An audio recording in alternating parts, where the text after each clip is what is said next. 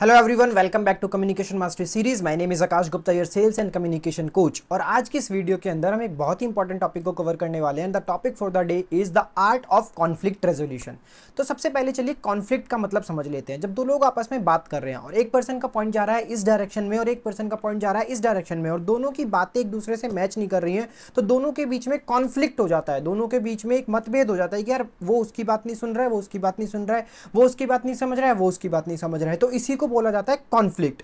अब जब दोनों एक दूसरे की बात को नहीं समझेंगे तो दोनों आगे नहीं बढ़ पाएंगे और दोनों का रिलेशन अच्छा नहीं हो पाएगा। तो इसीलिए कॉन्फ्लिक्ट को रिजॉल्व करके बातों को एक दूसरे की तरीके से समझ के आगे बढ़ना बहुत ज्यादा जरूरी है। इसीलिए आज की वीडियो बहुत ज्यादा इंपॉर्टेंट है कि अगर इन फ्यूचर आपकी लाइफ में कभी किसी के साथ कॉन्फ्लिक्ट होता है, एंड फॉर श्योर हमारे कॉन्फ्लिक्ट्स होते रहते हैं, कभी फैमिली में कॉन्फ्लिक्ट होते हैं, कभी रिलेशनशिप में कॉन्फ्लिक्ट होते हैं, कभी ऑफिस में होते हैं, कभी बिजनेस में होते हैं, हर जगह पे कॉन्फ्लिक्ट होते ही रहते हैं। तो उन कॉन्फ्लिक्ट्स को with the help of communication resolve करना आना हमें सीखना चाहिए और सीखना बहुत जरूरी भी है अगर हम अपनी लाइफ में आगे बढ़ना चाहते हैं और अपने रिलेशनशिप्स को स्ट्रॉन्ग करना चाहते हैं। तो that's why this topic is very important.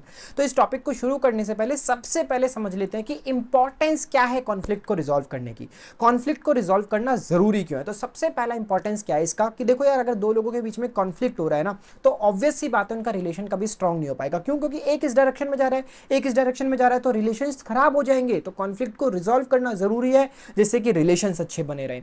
दूसरी इंपॉर्टेंस क्या है इसकी? प्रोडक्टिविटी बढ़ाता है। कॉन्फ्लिक्ट को रिजॉल्व कर लेते हैं तो हम, अगर दो पर्सन मिलके या एक टीम मिलके एक गोल को अचीव करना चाह रही है, पर सारे लोगों का जो वोटिंग है वो किसी और पॉइंट की तरफ है और सब लोग अलग अलग डायरेक्शन में चल रहे हैं, तो क्या कभी प्रोडक्टिविटी इंक्रीज होगी? कभी भी प्रोडक्टिविटी इंक्रीज नहीं हो सकती है, कभी भी गोल अचीव नहीं हो सकता है। तो प्रोडक्टिविटी को इंक्रीज करने के लिए और गोल को अचीव करने के लिए कॉन्फ्लिक्ट को रिजॉल्व करके एक साथ चलना, एक डायरेक्शन में चलना बहुत जरूरी है।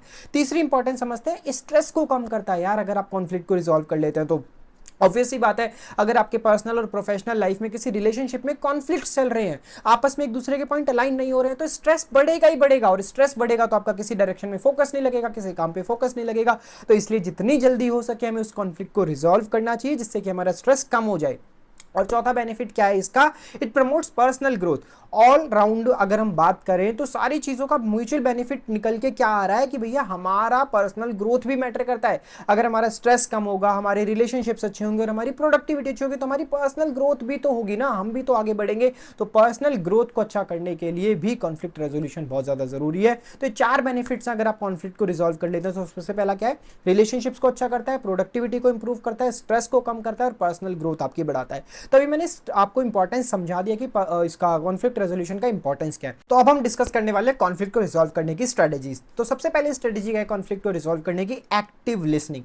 आज के टाइम पे बहुत सारे लोगों की प्रॉब्लम क्या है? They don't want to listen anyone. वो किसी को सुनना ही नहीं चाहते हैं। वो चाहते हैं कि सिर्फ मैं बोलता रहूं और सामने वाले मेरे पॉइंट को सुने। नहीं, ऐसा नहीं होता है। अगर दो लोगों के बीच में कॉन्फ्लिक्ट हो गया है तो आपको सामने वाले के पॉइंट को सुनना पड़ेगा, समझना पड़ेगा, तभी जाके आप उस कॉन्फ्लिक्ट को रिजॉल्व कर सकते हैं। और दूसरी प्रॉब्लम क्या आती है लिसनिंग के अंदर? हम ना समझने के लिए नहीं सुनते हैं, हम सिर्फ रिप्लाई करने के लिए, हम सिर्फ बोलने के लिए सुनते हैं, जिससे कंफ्लिक्ट कभी भी रिजॉल्व नहीं होता। हमारे अंदर क्या चलता रहता है? जैसे ही इसका पॉइंट खत्म होगा वैसे ही मैं अपना पॉइंट बोलना शुरू करूंगा बिना इसके पॉइंट को समझे, और ऐसा करने से कॉन्फ्लिक्ट कभी भी खत्म नहीं होते हैं। तो माय डियर फ्रेंड, आपको एक एक्टिव लिसनर बनना ही पड़ेगा अगर आप कॉन्फ्लिक्ट को रिजॉल्व करना चाहते हैं। सामने वाले के पॉइंट को ना ही सिर्फ सुनना पड़ेगा बल्कि सुनने के साथ साथ समझना भी पड़ेगा, तभी आप उस कॉन्फ्लिक्ट को अच्छे से रिजॉल्व कर सकते हैं दूसरे पर्सन के साथ में।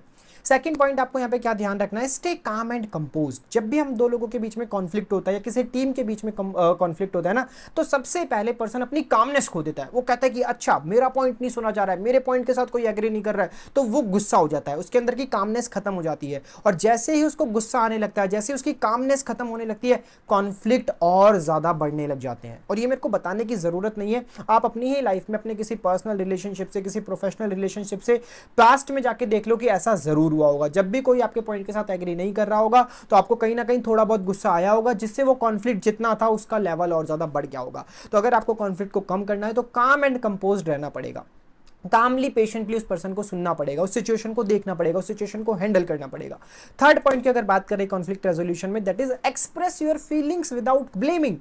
कॉन्फ्लिक्ट जब भी होते हैं ना तो हम सामने वाले को ब्लेम करने लग जाते हैं। मुझे तो पता ही था आपने ही ऐसा किया होगा, मुझे तो पता ही था आप ही ऐसा बोल सकते हो, मुझे तो पता ही था कि ये सब आपकी वजह से ही हो रहा है। तो आप दूसरे पर्सन को आप ब्लेम करने लग जाते हैं, जिससे कॉन्फ्लिक्ट कभी भी रिजॉल्व नहीं हो पाता और कॉन्फ्लिक्ट का लेवल और ज्यादा बढ़ जाता है। सो इंस्टेड ऑफ ब्लेमिंग, सामने वाले को ब्लेम मत करो। It's not about you, it's not about me, it's about us. जो सिचुएशन हुई उसमें कोई सामने वाला पर्सन शायद ब्लेम नहीं हो सकता है, आप भी उसके लिए जिम्मेदार नहीं हो सकते हैं, क्या पता वो दोनों की वजह से हुआ हो, बट उस मोमेंट पे हमें समझ नहीं आता है कि कहीं ना कहीं मैं भी इसके लिए रिस्पॉन्सिबल हूं, और हम सामने वाले को सारा ब्लेम करने लग जाते हैं।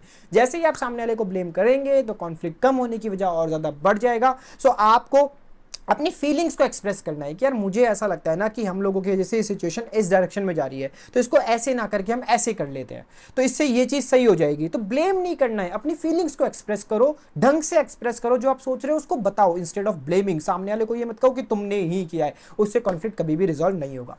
फोर्थ पॉइंट की अगर बात करें तो फोर्थ पॉइंट क्या है, फाइंड कॉमन ग्राउंड। देखो अब दो लोगों के बीच में अगर कॉन्फ्लिक्ट हो रहा है तो जब तक आप दोनों कॉमन ग्राउंड पे नहीं आएंगे तब तक कॉन्फ्लिक्ट रिजॉल्व नहीं हो सकता। तो दो लोग अगर किसी पॉइंट से डिसएग्री कर रहे हैं तो कोई ना कोई एक पॉइंट जरूर ऐसा होगा जहां पे वो एग्री करते हैं, तो उस एक पॉइंट को लेके अपनी बातों को करो और धीरे धीरे अपनी बातों को एक्सपेंड करो, बढ़ाओ। क्यों? जब तक आप एक कॉमन ग्राउंड पे नहीं आएंगे, अपने इंटरेस्ट को मैच नहीं करेंगे, तब तक कॉन्फ्लिक्ट रिजॉल्व नहीं हो सकता। तो कॉमन ग्राउंड फाइंड करना बहुत ज्यादा जरूरी है। फिफ्थ पॉइंट की बात करें तो क्या है, that is really very important and my favourite also, focus on the issue not the person. कई बार जब कॉन्फ्लिक्ट होता है तो हम सामने वाले पर्सन से ही हेट करने लग जाते हैं, या तो हमारे उस पर्सन के साथ प्रीवियस में कुछ ऐसे एक्सपीरियंस होते हैं जिसकी वजह से हमें उसके पॉइंट को सुनने का ही मन नहीं करता है, जिसकी वजह से हम उसकी बात से कभी एग्री ही नहीं करना चाहते हैं। और ऐसा करने से पास्ट के एक्सपीरियंस की वजह से या पर्सन की कुछ कमियों की वजह से अगर हम उसके पॉइंट को नहीं सुन रहे हैं तो कॉन्फ्लिक्ट कभी भी रिजॉल्व नहीं होगा। यार आपको पर्सन से नफरत नहीं करनी है, आपको सिचुएशन को सॉल्व करना है, आपको इशू के ऊपर बात करनी है। उस इशू को उस इंसान के साथ जब रिलेट करने लग जाते हो ना, तब आपको इंसान से नफरत होनी शुरू हो जाती है, और इंसान से जब आप नफरत करने शुरू कर देते हो कॉन्फ्लिक्ट कभी भी रिजॉल्व नहीं होता।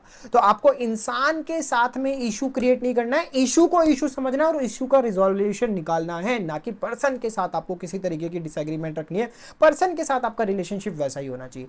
पर्सन के साथ आपके पॉइंट्स डिसएग्री कर रहे हैं, आप दो लोग हैं, आपके पॉइंट्स डिसएग्री कर रहे हैं, वो एग्री हो जाएंगे, बट उसके लिए आपको पर्सन को टारगेट नहीं करना है, उसके साथ अपनी प्रॉब्लम्स को बढ़ाना नहीं है, पर्सन को वैसे ही रखना है, बट इशू को सॉल्व करने का आपको ट्राई करना है। उसके बाद नेक्स्ट पॉइंट की अगर बात करें तो क्या, सीक कॉम्प्रोमाइज। जब तक अगर आप थोड़ा बहुत कॉम्प्रोमाइज करना नहीं सीखेंगे ना, लाइफ में कॉन्फ्लिक्ट कभी भी रिजॉल्व नहीं हो पाएगा। तो थोड़ा बहुत आपको कॉम्प्रोमाइज करना पड़ेगा, थोड़ा बहुत अदर पर्सन को कॉम्प्रोमाइज करना पड़ेगा, और कॉम्प्रोमाइज करते करते हम एक ऐसे पॉइंट पे आ जाएंगे जहां पे हम दोनों एग्री करेंगे। तो कॉम्प्रोमाइज करना लाइफ में बहुत ज्यादा जरूरी है। उसके बाद नेक्स्ट पॉइंट की अगर बात करें, that is be solution oriented. हम कई बार ना ऐसे माइंडसेट में फंस जाते हैं जहाँ पे हमें सिर्फ और सिर्फ चारों तरफ प्रॉब्लम ही प्रॉब्लम दिखाई देती है कि ये भी प्रॉब्लम, ये भी प्रॉब्लम, ये भी प्रॉब्लम, ये भी प्रॉब्लम, हर जगह प्रॉब्लम ही प्रॉब्लम। हम लोग उस प्रॉब्लम के ट्रैप में फंस के कभी सॉल्यूशन ओरिएंटेड हो ही नहीं पाते हैं, सॉल्यूशन को ढूंढ ही नहीं पाते, जिससे कॉन्फ्लिक्ट कभी रिजॉल्व ही नहीं हो पाता है। तो आपको सॉल्यूशन ढूंढने पे फोकस करना है, ना कि प्रॉब्लम के ऊपर फोकस करना है। एक बात आपको बताता हूँ, the main problem is not the problem, the main problem is to find the solution of that problem.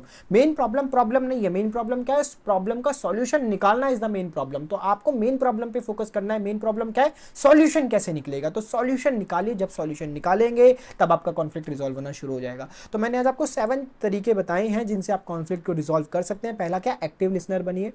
दूसरा, काम एंड कंपोज रहिए।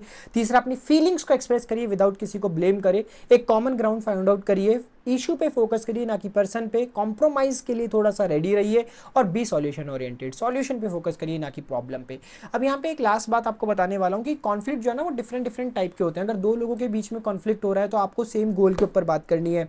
अगर किसी टीम के बीच में कॉन्फ्लिक्ट हो रहा है तो एक ग्रुप डिस्कशन करना है। अगर कोई ऑर्गेनाइजेशन लेवल पे कॉन्फ्लिक्ट हो रहा है तो एक फॉर्मल प्रोसेस से जाके कॉन्फ्लिक्ट को रिजॉल्व करना है। तो अलग अलग तरीके के कॉन्फ्लिक्ट अलग अलग तरीके से सॉल्व किए जाते हैं। My dear friend, try to understand, life में कॉन्फ्लिक्ट्स हर जगह पे होते हैं। हमारी पर्सनल प्रोफेशनल लाइफ में, हमारे रिलेशनशिप्स में, सब जगह पे होते हैं। उन कॉन्फ्लिक्ट को रिजॉल्व करके आगे बढ़ने का तरीका हमें आना चाहिए। और कॉन्फ्लिक्ट को रिजॉल्व करना इतना ज़्यादा डिफिकल्ट नहीं है। अगर आप इन बेसिक टिप्स को फॉलो करेंगे तो आपके कॉन्फ्लिक्ट 100% रिजॉल्व होंगे।